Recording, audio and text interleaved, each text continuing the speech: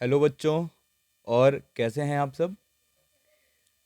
ठंडक तो बहुत पड़ रही है, बाहर मत निकलिएगा। और चलिए हम घर पे रह के आज कुछ पढ़ते हैं। अ, तो हम क्लास 11th का यूनिट नंबर 8 रिडॉक्स अपक्रियाओं की वीडियो नंबर फर्स्ट लेकर के आए हैं, जिसमें हमको रिडॉक्स अपक्रियाओं के बारे में पढ़ना है। तो चलिए शुरू करते हैं। रिडॉक्स अपक्रियाओं को इंग्लिश में हम रिडॉक्स रिएक्शंस भी कहते हैं। अब रिडॉक्स रिएक्शंस जो होता है वो रेड यानी रिडक्शन, ऑक्स यानी oxidation is equal to redox. Red का फुल फॉर्म होता है रिडक्शन, ऑक्स का फुल फॉर्म होता है ऑक्सीडेशन।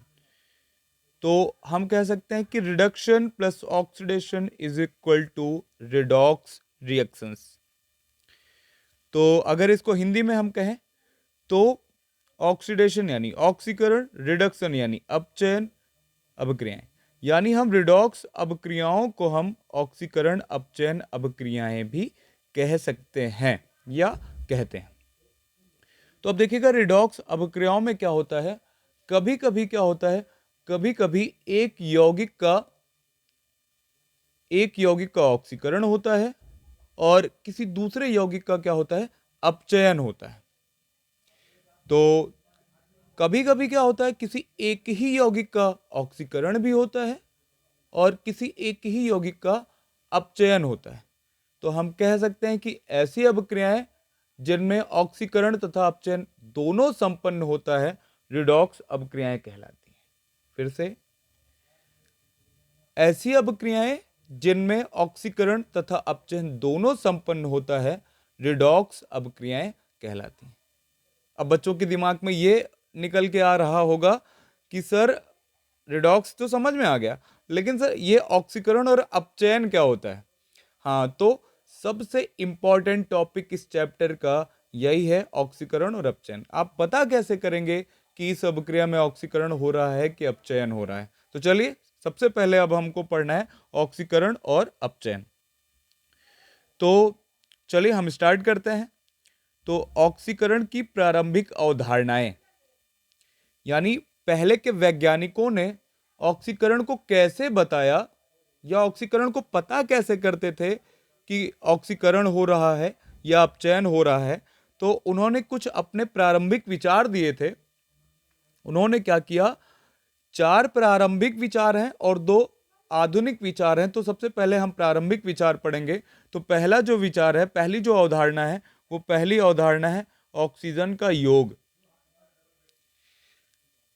जब किसी तत्व में ऑक्सीजन जुड़ जाता है तो उसका ऑक्सीकरण हो जाता है। तो देखिए, हम कार्बन का रिएक्शन ऑक्सीजन से कराते हैं तो बन गया कार्बन डाइऑक्साइड। तो हम कह सकते हैं कि कार्बन का ऑक्सीजन जुड़ने से कार्बन डाइऑक्साइड में ऑक्सीकरण हो रहा है। दूसरा एग्जांपल ले लें, सल्फर का सल्फर का रिएक्शन हम ऑक्सीजन से कराते हैं तो सल्फर डाइऑक्साइड प्राप्त होता है। या दूसरे शब्दों में हम कह सकते हैं कि सल्फर में ऑक्सीजन जुड़ गया और सल्फर सल्फर डाइऑक्साइड में परिवर्तित हो गया। हम कह सकते हैं कि सल्फर का सल्फर डाइऑक्साइड में ऑक्सीकरण हो गया। तो हम पहला जो विचार था उसमें हम कह सकते हैं कि किसी तत्व में यदि ऑक्सीजन जुड़ जाता है तो वहां पर ऑक्सीकरण हो जाता है। तो हमको लगता है कि आपको यह समझ में आ गया होगा। तो दूसरी जो अवधारणा थी, तो दूसरी अवधारणा में इन्होंने बताया विद्युत ऋणात्मक तत्वों का योग। अब कुछ बच्चों के दिमाग में यह आ रहा होगा कि सर विद्युत ऋणात्मक तत्व होता क्या है? तो मुझे लगता है कि बहुत से बच्चों को, 90% बच्चों को पता होगा, क्योंकि ये पहले, इनसे पहले चैप्टर है, वहां पर विद्युत ऋणात्मक तत्व क्या होते हैं वो बताया गया है। विद्युत ऋणात्मक तत्व को इंग्लिश में इलेक्ट्रोनेगेटिव एलिमेंट्स भी कहते हैं। तो चलिए, कोई दिक्कत नहीं, अगर आपको नहीं पता है विद्युत ऋणात्मक तत्व किसे कहते हैं तो यहां पर हम आपकी कंफ्यूजन दूर कर देते हैं। तो सिंपल वे में अगर हम कहना चाहें तो जो नॉन मेटल्स होते हैं वो उनकी इलेक्ट्रॉन एक्सेप्ट करने की टेंडेंसी होती है, यानी अधातुएं जो होती हैं उनकी इलेक्ट्रॉन ग्रहण करने की प्रवृत्ति होती है।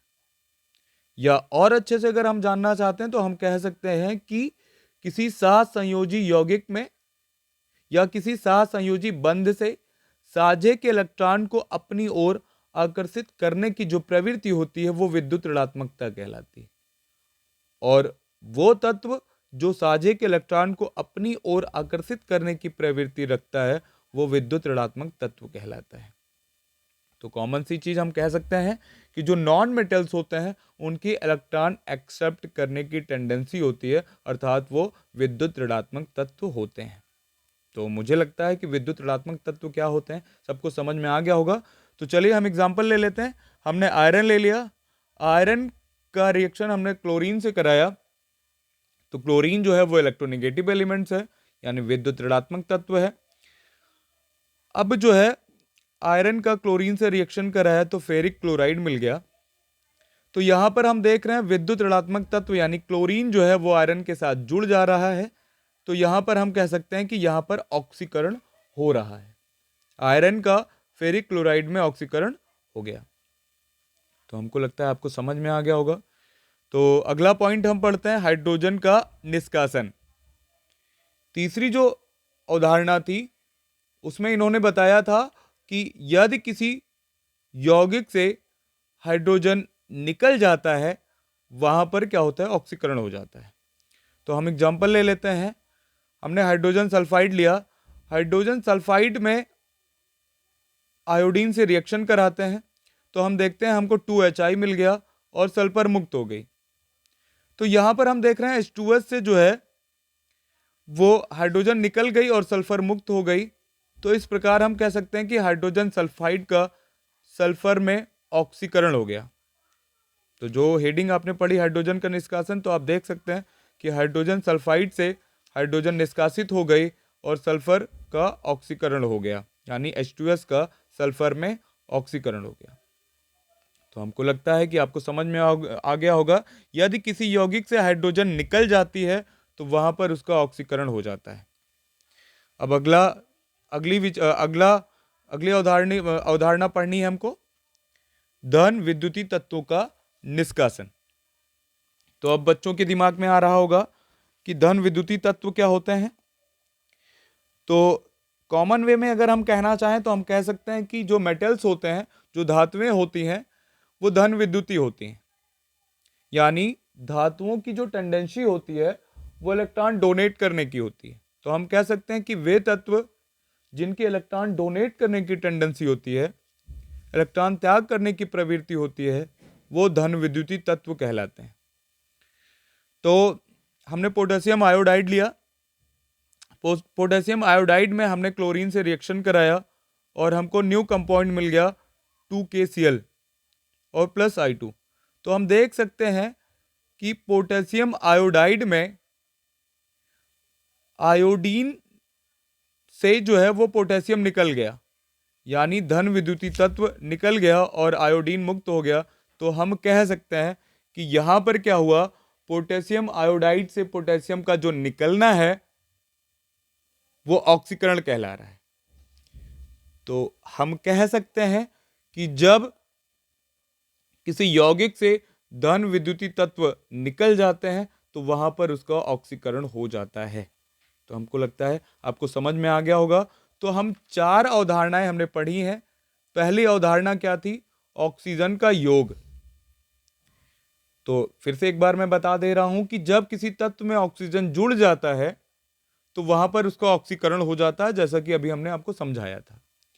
दूसरा पॉइंट हमने आपको बताया कि विद्युत ऋणात्मक तत्वों का योग, यानी विद्युत ऋणात्मक तत्व क्या होते हैं हमने ये भी बताया था। तो यहां पर हम देख रहे हैं कि आयरन में जो है विद्युत ऋणात्मक तत्व यानी नॉन मेटल्स जो है वो जुड़ गए और यहां पर इसका ऑक्सीडेशन हो गया। तीसरे में हाइड्रोजन का निष्कासन, यानी किसी यौगिक से हाइड्रोजन का निकलना क्या होता है, ऑक्सीकरण होता है। तो यहां पर भी ऐसा ही कुछ था। चौथा पॉइंट जो था वो धन विद्युतीय तत्वों का निष्कासन। तो यहां पर धातुएं जो होती हैं वो धन विद्युतीय तत्व होती हैं। तो हम देख सकते हैं पोटेशियम आयोडाइड से पोटेशियम निकल गया और हमको केवल आयोडीन मिल गया। तो यहां पर देखते हैं पोटेशियम आयोडाइड से धन विद्युतीय तत्व अर्थात पोटेशियम निकल गया, यहाँ पर भी जो है इसका ऑक्सीडेशन हो गया, पोटेशियम आयोडाइड का आयोडीन में ऑक्सीडेशन हो गया। तो ये 4 पॉइंट्स पढ़ लिए हमने। अब ऑक्सीकरण की कुछ आधुनिक अवधारणाएं पढ़नी थी जो बाद में वैज्ञानिकों ने बताया। तो आधुनिक अवधारणा में पहली अवधारणा हमको पढ़नी है इलेक्ट्रॉन का निष्कासन। यानी जब तत्व इलेक्ट्रॉन त्याग कर देते हैं तो वहां पर क्या होता है, उसका ऑक्सीकरण हो जाता है। तो हम इसको दो तरीके से देख सकते हैं। एक यहाँ पर कि सोडियम से एक इलेक्ट्रॉन निकल गया और ये Na+ में कन्वर्ट हो गया, या सोडियम जो है उसने एक इलेक्ट्रॉन त्याग किया और Na+ में कन्वर्ट हो गया। तो यहां पर मैग्नीशियम ने 2 इलेक्ट्रॉन त्यागा और Mg2+ में कन्वर्ट हो गया, या इसने क्या किया, 2 इलेक्ट्रॉन त्यागा और 2 इलेक्ट्रॉन यहां पर निकल गया। तो दोनों तरीके से हम लिख सकते हैं। तो यहां पर हम देख रहे हैं कि जो है धातुएं जो हो रही हैं वो इलेक्ट्रॉन त्याग कर दे रही हैं। जब कोई तत्व इलेक्ट्रॉन त्याग कर देता है तो वहां पर उसका ऑक्सीकरण हो जाता है। तो मुझे लगता है ये भी आपको समझ में आ गया होगा कि जब किसी तत्व से इलेक्ट्रॉन निकल जाता है तो वहां पर उसका ऑक्सीकरण हो जाता है। तो अब लास्ट पॉइंट हम पढ़ने जा रहे हैं। लास्ट पॉइंट है ऑक्सीकरण संख्या का बढ़ना। तो हम देख रहे हैं जिंक है, जिंक का ऑक्सीडेशन नंबर यहां पर 0 है। आगे की वीडियो आपको बताई जाएगी कि यहां पर ऑक्सीडेशन नंबर 0 क्या है, क्यों है, लेकिन फिर भी यहां पर बता दे रहा हूं। जो स्वतंत्र एलिमेंट होते हैं उनका ऑक्सीडेशन नंबर जो होता है वो 0 होता है। तो अब देखिएगा जिंक जो है वो Zn2+ में कन्वर्ट हो गया, तो यहां पर जिंक का जो ऑक्सीडेशन नंबर है वो 0 है और यहां 0 से कितना हो गया, 2 हो गया, यानी इसके ऑक्सीडेशन नंबर में 2 की वृद्धि हो गई। तो हम देख सकते हैं कि यहां ऑक्सीकरण संख्या बढ़ रही है, तो यहां ऑक्सीकरण हो रहा है। या दूसरा एग्जांपल ले सकते हैं, Pb2+ जो है वो Pb4+ में कन्वर्ट हो जा रहा है। यहां Pb की जो ऑक्सीडेशन नंबर है वो 2 है और यहां पर इस लेड का ऑक्सीडेशन नंबर 4 हो गया। तो हम देख सकते हैं कि ऑक्सीडेशन नंबर 2 से 4 हो गया, तो इसका मतलब हम कह सकते हैं कि यहां पर भी ऑक्सीकरण हुआ है। तो ये था, हमको ऑक्सीकरण और अपचयन पढ़ना था। तो ऑक्सीकरण हमने पढ़ लिया है। अगली वीडियो में आपको अपचयन के बारे में मिल जाएगा, और अगर नहीं समझ में आता है तो आप पुश कर करके देखिएगा, बाकी बहुत अच्छे से समझ में आएगा। Okay, thank you.